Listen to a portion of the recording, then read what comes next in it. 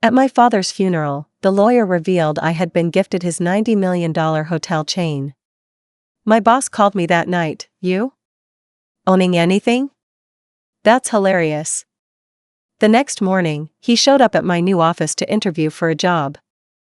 I smiled and said, "You're not even qualified to clean the lobby." Me, 42 male, inherited my estranged father's $90 million hotel chain after he passed away. At the funeral, the lawyer read the will aloud in front of everyone. I didn't even know I was still in his will, let alone the sole beneficiary.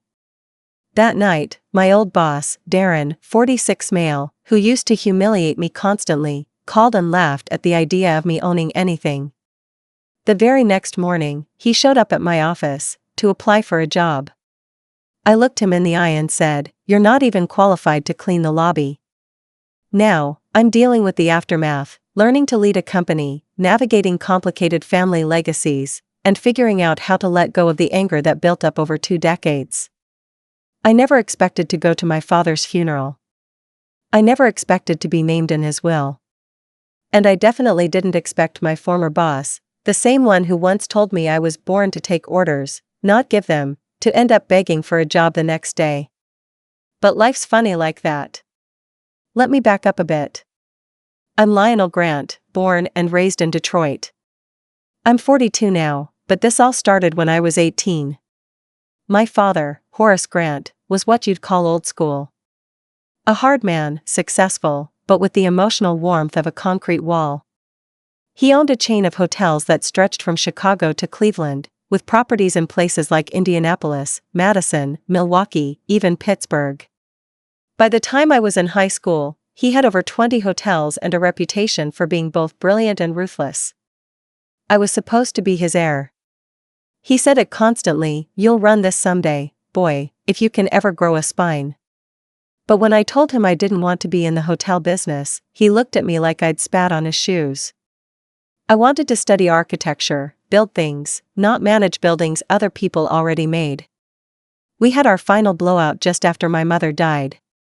She'd been the only warmth in that house. The only one who checked on me, who noticed when I started skipping meals or sleeping in too late. After she passed, something in both of us broke.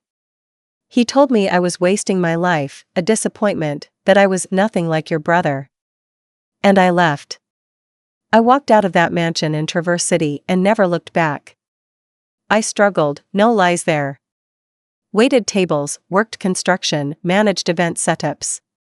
Eventually, I landed a floor manager position at an event venue in Chicago, nothing fancy, but steady work. That's where I met Darren Fielding. Darren was the type of guy who bragged about golf scores, had no kids but acted like he was everyone's dad, and used passive-aggressive sarcasm as his default setting. He knew I'd come from a wealthier background. I slipped once and mentioned my dad owned hotels, and he never let me forget that I was now just another paycheck-to-paycheck guy. He made jokes during meetings. "Don't give this one too much responsibility, he might get nosebleeds from the altitude."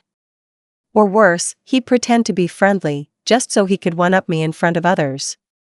It got to the point where I avoided speaking up in meetings at all. Still, I stayed. The work was familiar, and I needed the job. Fast forward to about 8 months ago. I got a call from a woman named Celine Whitaker. She told me my father had passed away. Stroke. He was alone in his house for nearly 2 days before anyone found him. I didn't feel much. She said there was a funeral being arranged in Grand Rapids, and that I had been named in the will. That last part caught me off guard. I hadn't spoken to the man in almost 2 decades. We hadn't sent a single birthday or Christmas card in over 15 years.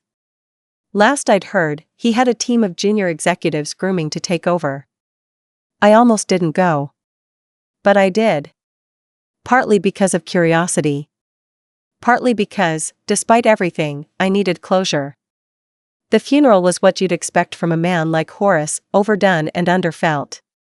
The cathedral was massive, all stained glass and organ music, but the guests were mostly businessmen and property managers. No slideshow. No family photos. No laughter. Just cold silence and black ties. I sat in the back row, away from the suits who all looked like they were calculating profit margins in their heads while pretending to grieve. After the service, Celine found me. She had this calm confidence, late 30s, sharp blazer, no-nonsense expression. She invited me to a small private meeting for the reading of the will. I followed her into a side room, where only 3 other people sat, an older couple and a nervous-looking young guy I didn't recognize. She opened a manila folder and began reading. The couple received a large sum of money and a house. The young guy got a trust. Then she got to me. To my son, Lionel Grant, she read, I leave full executive ownership of Grant Hotels, LLC, including all assets, properties, and business interests. She said it so plainly, like she hadn't just dropped an explosive on my life. She slid the papers toward me. Legal verification. Ownership documents. Asset breakdowns. $90.4 million. I just stared at her. He didn't trust his executives, she said gently. He never sold. Never transferred shares. Everything stayed in his name. Why me? I asked, finally. She handed me an envelope with my name on it, sealed in his handwriting. It wasn't long. Just a short, stiff letter. You had something they didn't. A heart.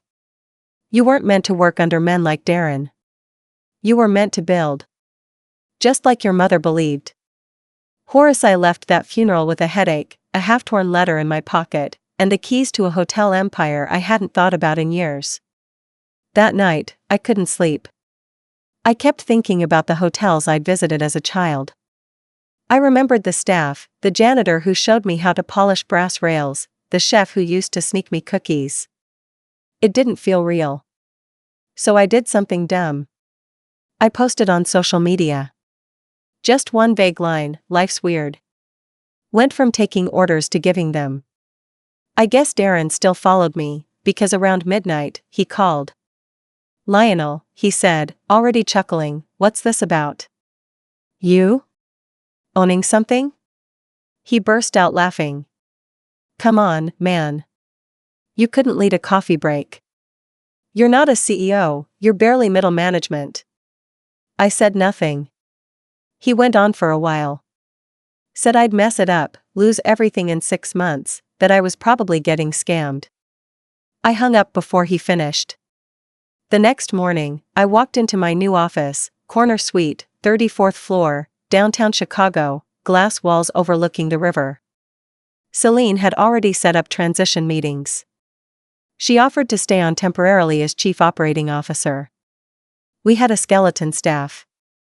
A mix of old execs and new hires. At 9:30 a.m., security buzzed up. A Mr. Fielding is here. Says he has a 10 o'clock interview. Celine looked confused. I looked surprised. But I told them to send him up. He walked in, same smug smile, but it faltered when he saw me behind the desk. He tried to laugh it off. Well. I guess the rumor mill was right. He had a resume with him. Said he was looking to pivot back into hospitality. Wanted to reconnect with real business. Some nonsense like that. I let him talk. Then I leaned back and said, calmly, you're not even qualified to clean the lobby. His face turned a deep shade of red. He mumbled something and walked out. He hasn't reached out since. But that was just the start. Because inheriting a business, especially one that was run by a man like Horace Grant, isn't as simple as just signing a few papers. There were politics. Legal traps. Unhappy board members. Bitter former executives. And a decades-long legacy of fear-based leadership to undo. And somewhere in the middle of all that, I had to figure out who I was now. Not Horace's failure of a son. Not Darren's punching bag. Not the floor manager who quietly cleaned up messes at 2 a.m. But the man my mother believed I could be. The days that followed were a whirlwind of meetings, documents, faces I barely remembered from childhood, and voices that all seemed to be saying the same thing without saying it, we're waiting for you to fail. There was this unspoken skepticism around me, especially from the upper ranks. The CFO, an aging man named Arthur Bellamy who had worked with my father for over 30 years, would often glance at me in meetings like I was a stray dog that wandered into a boardroom. One afternoon during our first quarterly strategy meeting, he said, "Well, Horace never exactly trained you for this, did he?" I didn't take the bait. I said, "No, he didn't." Which is why I plan to listen more than I talk, at least for now. That answer seemed to throw a few people off balance. They expected arrogance, not humility. But I wasn't there to play the power game my father had perfected. I was there to rebuild something with meaning, even if I didn't know exactly how yet. I spent the first few weeks doing the one thing I figured most executives hadn't bothered with in years. I visited the hotels. Not the flagship ones with penthouse suites and rooftop bars. I went to the small ones. The tired buildings off interstate exits. The ones where the wallpaper was curling at the edges and the staff turnover was high. I walked the floors. I talked to the night clerks. I asked the janitors how their weeks were going. I asked how long the air conditioners had been busted. I sat in the break rooms with receptionists who hadn't had a raise in 4 years. The first place I visited was a mid-sized hotel in Des Moines. The general manager, a quiet guy named Javed, nearly dropped his coffee when he saw me walk in with no entourage, no PR people, just a notepad and my old coat. "You look normal," he said. "I am normal," I replied. I spent 2 days shadowing the cleaning staff, watching them flip rooms in under 20 minutes, and still getting scolded by middle managers who didn't know the meaning of the word appreciation. It didn't take a Harvard MBA to figure out the culture needed fixing. Everywhere I went, I made notes. Real ones. Not corporate lingo, not buzzwords. Just plain English: lobby furniture outdated, staff uniform policy overly strict, no microwave access in break room, maintenance backlog, 3 months. GM seems burned out, check in with him later. The irony wasn't lost on me. I used to be the guy on the bottom rung. Now I was the guy walking through boiler rooms with a clipboard. I returned to Chicago with a new plan. It wasn't flashy. No tech rollouts, no acquisitions, no rebranding. Just people-first changes. I introduced an anonymous feedback channel for hotel staff that reported directly to me. I gave local GMs more autonomy to approve raises without corporate red tape. I extended paid sick leave across the board. And I made one unorthodox move that got the board real nervous. I instituted a policy that allowed each hotel to offer up to 5 emergency stay rooms per month to people in crisis, whether it was someone fleeing a domestic situation or someone recently evicted. Arthur Bellamy, of course, nearly had a stroke. "We're not a charity, Lionel," he said in one meeting. "No," I replied. "But we're in the hospitality business."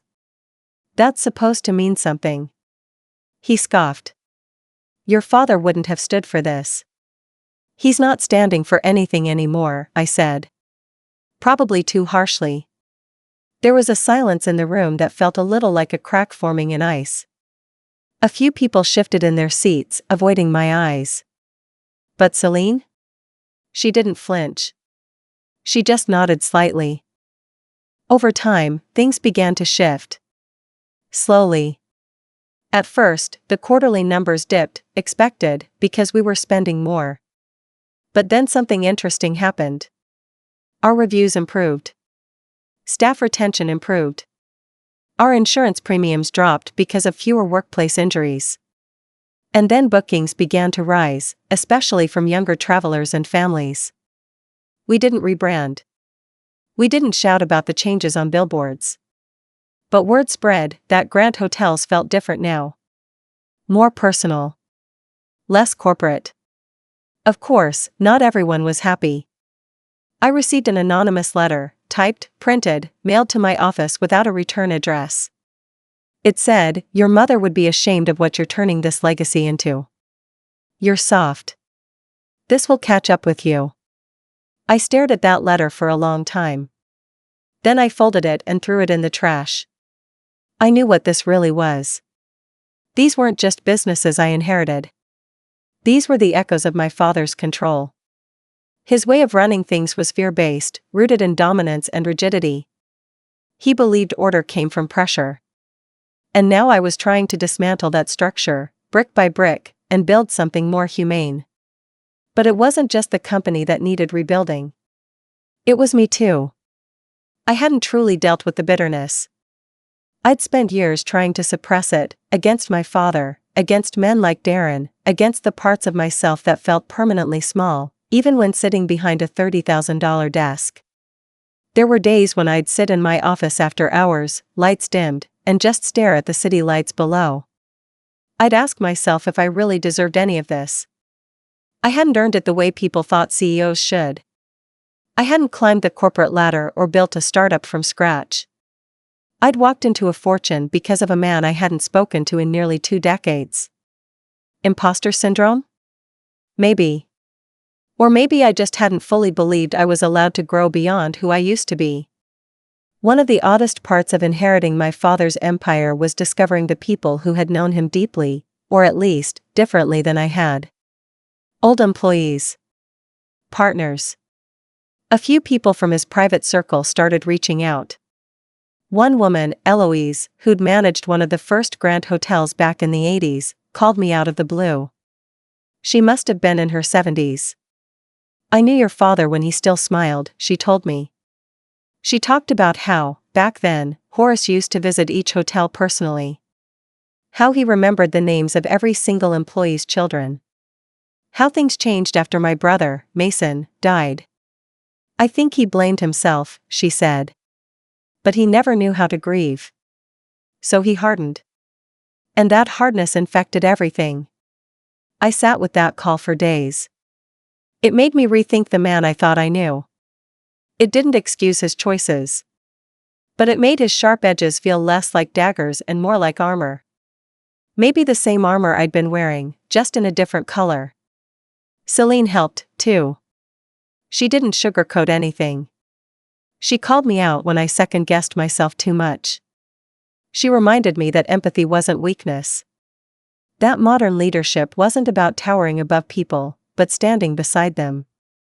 One day, as we were riding the elevator down after a long board meeting, she asked, "When are you going to stop asking permission to be who you are?" I didn't answer right away. But I thought about that question for a long time. The changes we were making, the new leadership style, the policies, the shift in culture, they were all reflections of the person I had quietly become over the years. A man shaped not just by pain, but by endurance. A man who had cleaned up messes in backrooms no one ever saw. Who knew how to listen when no one else would.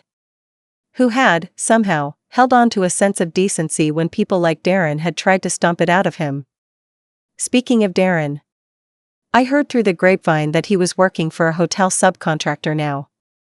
Ironically, one that provided cleaning services for several of our locations. I didn't feel satisfaction, exactly. Just closure. Funny how people think power is the ability to control others. For me, real power was the moment I looked across the desk at a man who had once mocked me, and chose to speak the truth, not out of revenge, but out of certainty.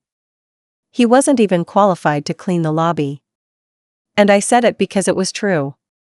Not because I needed to humiliate him. But that was just one moment. A small victory in a long, complicated journey.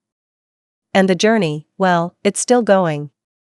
The months kept rolling by, and with every week, the hotels began to feel less like cold, inherited assets and more like living organisms, fragile, stubborn, evolving.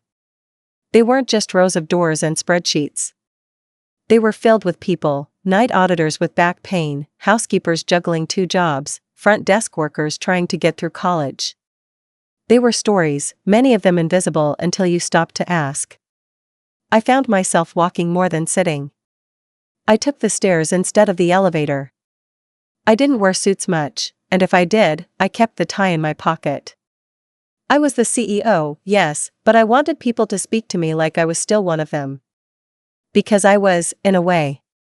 I hadn't forgotten what it felt like to be invisible in the workplace, to clock in early and leave late and still be told, "You're lucky to be here." There was a young maintenance guy at our Columbus property, name was Carlos.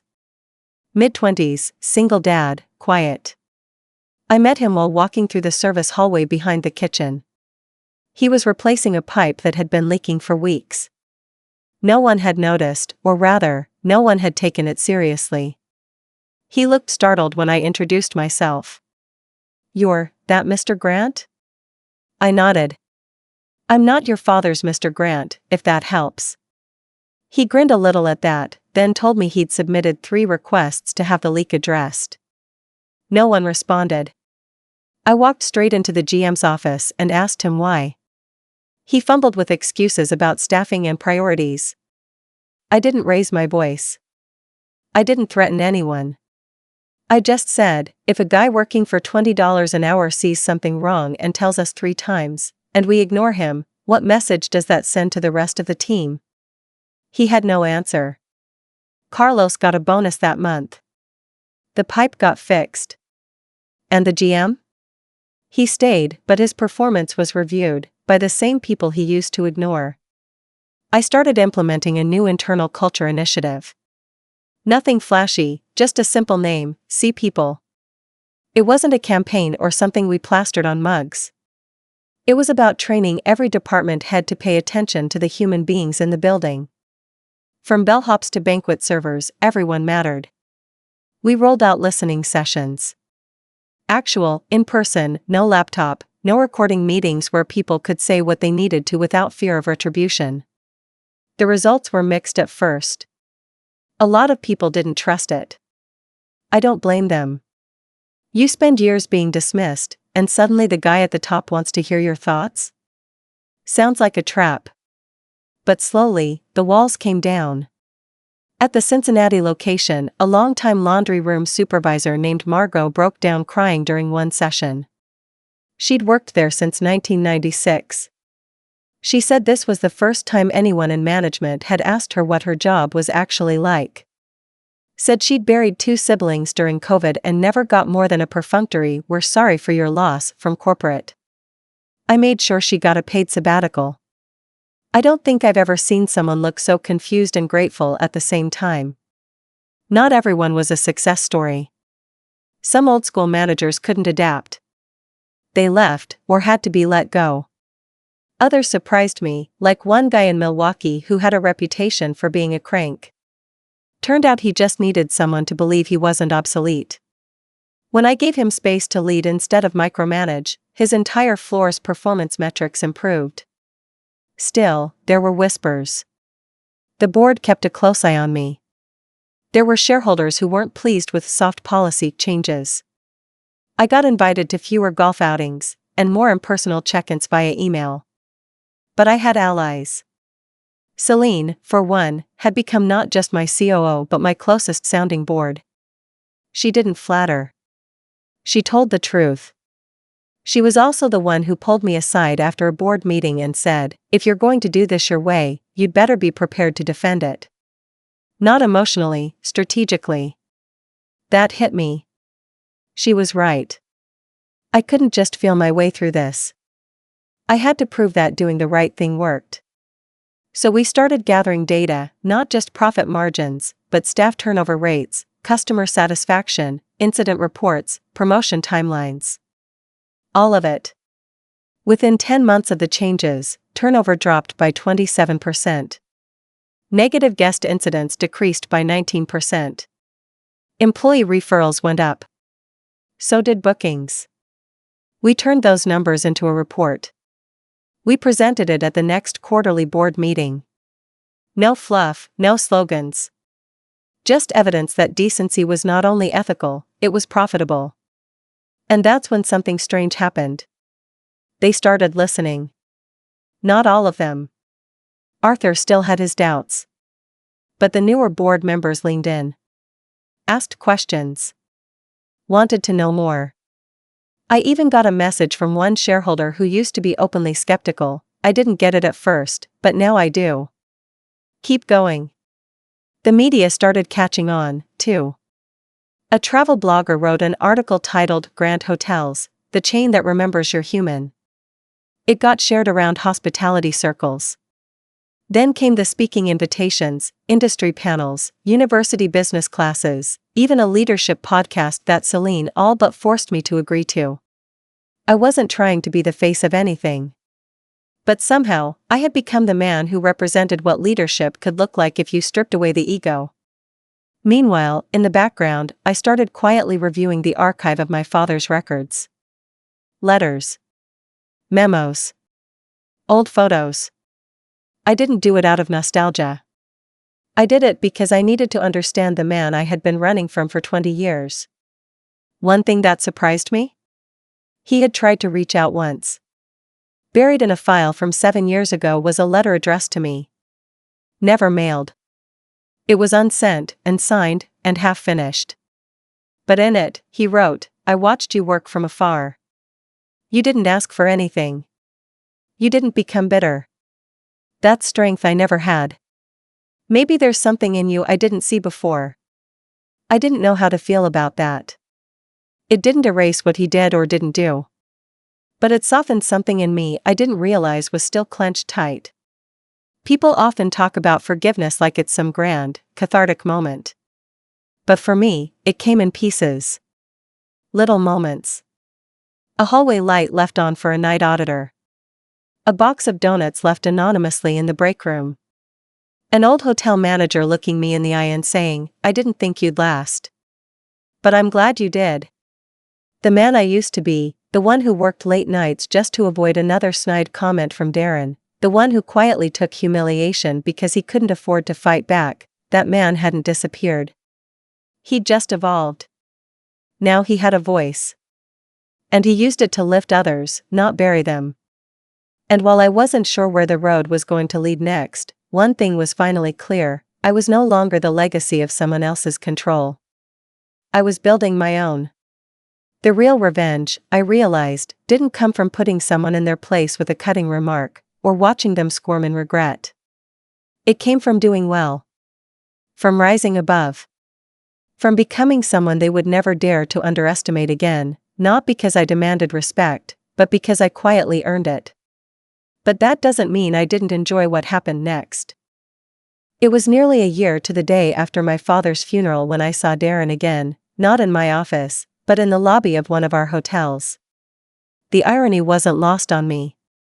This particular location, a beautifully restored Art Deco building in Milwaukee, had just undergone a total revamp. I'd approved the funding myself. It had once been one of the more neglected properties, but now it glowed with warmth and history. I was there to surprise the staff with a catered lunch and a quarterly bonus announcement. Word had gotten around that I sometimes did things like that, just showed up, shook hands, said thank you. I was walking past the front desk, heading toward the banquet room, when I saw him. He was standing near the bell stand, wearing a wrinkled gray uniform polo and khaki pants that didn't quite fit right. His name tag read D. Fielding. It took me a second to process what I was seeing. He didn't recognize me right away. My beard had grown out, and I was dressed casually. I stopped a few feet away and watched him try to load 2 oversized suitcases onto a cart. His back gave out halfway through, and the cart jerked forward, knocking one of the suitcases onto the marble floor with a loud thud. The guest he was helping, a tired-looking woman with 2 young kids, looked annoyed. Darren forced a smile and apologized. His voice was tight, strained. I stepped closer. "Need a hand?" He turned, and when he saw me, the color drained from his face. He blinked once, twice. Then he straightened up, trying to recover some shred of composure. "Mr. Grant," he said, like the words were physically painful. I smiled politely. "Darren." There was a long pause. He looked around nervously, maybe to see if anyone else had noticed who I was. I kept my tone light. "So, you found work," I said. He cleared his throat. "Yeah. You know. Had to. Things didn't exactly pan out elsewhere." "Must be humbling," I said. "Going from managing others to handling baggage." His jaw clenched. I could see it, the part of him that still wanted to snap back, to throw a cheap insult like he used to. But now? He didn't have the power anymore. He knew it. I leaned in slightly. You remember that night you called me? Told me I wasn't meant to own anything? He said nothing. I nodded toward the elevators. This building? I signed the restoration contract myself. Picked the furniture in the penthouse. Even changed the employee break room policies. I looked him dead in the eye. And you're here now, on your feet all day, asking for tips from people who wouldn't hire you to answer a phone. He swallowed. His face tightened, but he said nothing. A young housekeeping staffer came walking past us, smiling, carrying a cart of fresh linens. She gave me a cheerful, "Morning, Mr. Grant," and didn't even glance at Darren. I smiled at her, then turned back to him. I'm not here to embarrass you, I said. But I want you to understand something. His posture stiffened. You taught me exactly how not to lead. For that, I owe you some thanks. He looked surprised, almost confused. I continued, people don't follow titles. They follow integrity. They follow kindness. And they remember how they were treated, especially when they had nothing. I didn't wait for a response. I didn't need one. I walked past him, into the banquet room, where our staff was gathered. They didn't know about the man I had just spoken to in the lobby. They didn't know that for years I had felt less than because of him. But they knew me now, as a boss who saw them, who listened, who showed up not for applause, but because it mattered. And that, right there, was the full circle moment I hadn't even realized I was waiting for. In the months that followed, Grant Hotels continued to grow, not just in revenue, but in reputation. We were no longer just another chain. We were different. Travelers noticed. Staff noticed. And slowly, even competitors started to notice. A major hospitality publication named us one of the top 5 people-first hotel brands in North America. We weren't the largest. But we were the most admired. That meant more to me than numbers ever could. One evening, I stood on the rooftop of our newly opened property in downtown Cleveland, watching the city lights flicker below. Celine joined me, glass of red wine in hand. She handed me a small folder. What's this? I asked. She smirked. Employee satisfaction report. All-time high. Staff requests for transfers are down, promotion rates are up, and guest complaints are the lowest they've been since 2008. I flipped through the pages. There it was, proof that we'd done something real. Not because of legacy. Not because of money. But because we dared to care. You still thinking about selling? She asked casually. I shook my head. Not yet. Not until the story feels finished. Think it ever will? I looked back over the edge, thinking about my father. About Darren. About all the nights I thought I'd never get out from under someone else's shadow. Maybe not, I said. But if this is what redemption feels like, I'll take it. She raised her glass. To building it your way. I clinked mine against hers. To building it our way, I said. And just like that, for the first time in a very long time, I felt free. Free from the past. Free from the doubt. Free to finally live a life not dictated by anyone else's version of who I was supposed to be. Because revenge doesn't always look like destruction. Sometimes, it looks like peace. The kind that lasts.